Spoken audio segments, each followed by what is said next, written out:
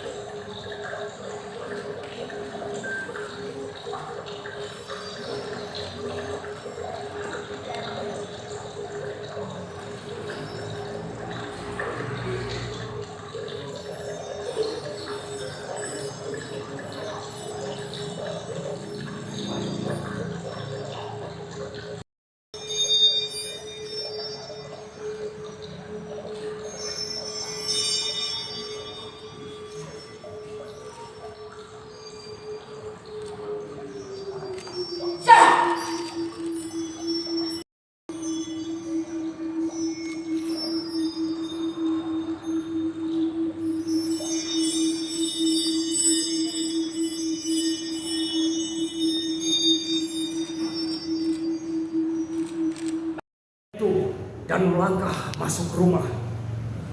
Kamar itu gelap. Aku merasa terlindung. Dengan berjingkap, aku menuju pintu yang menghubungkan kamar lain. Rumah ini terlalu jelek rencana bangunannya.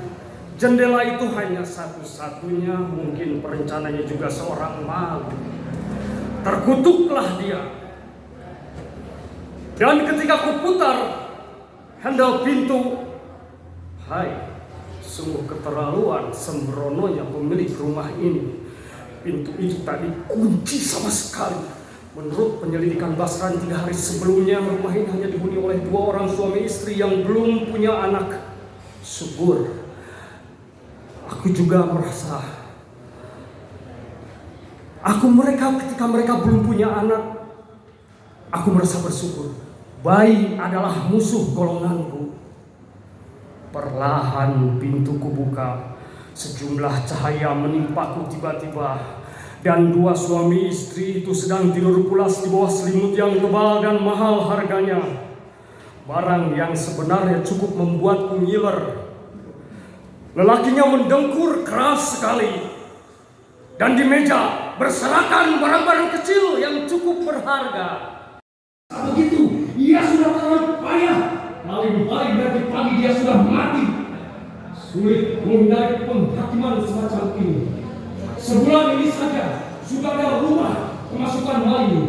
Kita bisa mengerti kemarahan kampung ini. Siapa yang kemasukan malam ini? Rumah Sailan. Apa saja yang terbawa katanya. Kata Sailan 2 kopornya, tetapi kopor-kopor itu ditinggalkan di bawah jendela.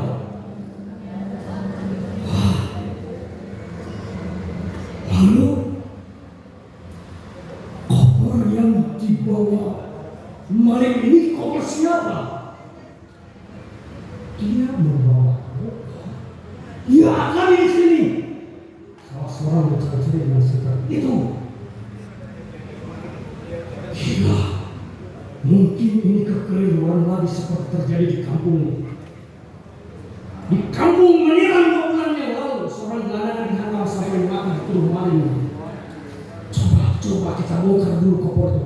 Memang kopor-kopor itu dijumpai baru saja. Salah seorang membuka kopor, sedang yang satu lagi menyentel.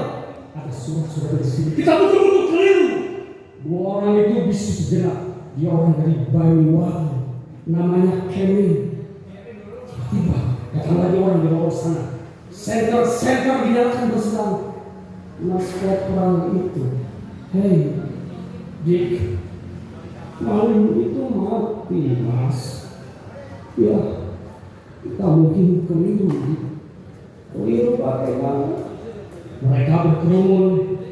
Orang itu bernama Emin dari Banyuwangi. Ini ada surat keterangannya yang kami bawa dari kopornya tadi.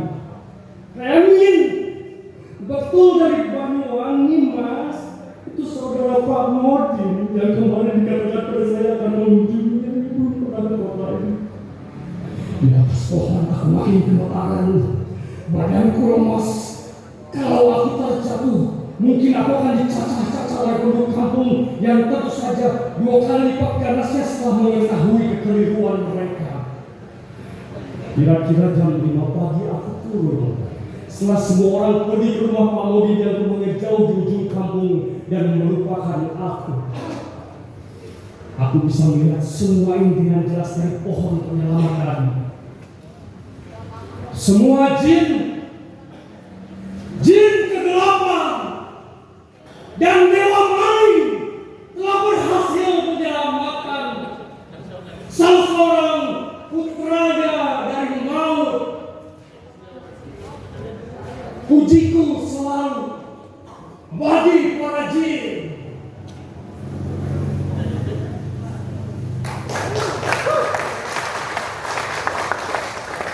Akhirnya surga Firdaus, harganya mahal Pak, 1,5 juta. Kalau yang ingin sedang-sedang Darussalam itu 700 sampai 800. Kalau yang biasa Jannah itu 300-350. Kita buat tren karena apa? Yang namanya kain kapan itu biasanya diumpetin. Kalau sepuh-sepuh kampung kan diumpetin karena takut. Saya menciptakan kain kapan kalau sambil nonton si belah TV tidak menakutkan, dikemas Pak dengan yang bagus dan lain sebagainya, pakai kulit asli dan sebagainya, kainnya juga dari katun karena syariatnya harus cepat busuk dan sebagainya. Kemudian cara menjualnya itu pakai sharing happiness, jadi membeli satu kasih satu Pak. Kemudian saya kasih lagi, gimana caranya lagi? Cara menjual itu dijadikan hampers. Jadi kalau Mas Anto ulang tahun kita kasih hampers. Itu lah. Baju terakhir. Pak Yakub ini ada fungsi dakwahnya mengingatkan beliau sudah berkurang 1 tahun gitu. Mau tanah. Itu lagi. Nah itulah Bapak Ibu. Bapak Ibu sekalian, itu yang itu. Dari honor malam seorang wanita itu, Pak Yakub membeli mesin ketik di tahun 1970. Dan dengan mesin ketik itu yang sekarang ada di sana, tadi Hilmi misalnya bicara di Kompas saja Pak Yakub menulis 433 artikel. Di Kompas saja belum di pikiran rakyat ini dan ada namanya di buku. Tidak ada satu pun lagi yang menghargai loyalty sesuai buku. Bahkan ada 2 buku yang diterbitkan berkat bantuan dana dari Ford Foundation. Pak Yakub tidak mendapatkan apa.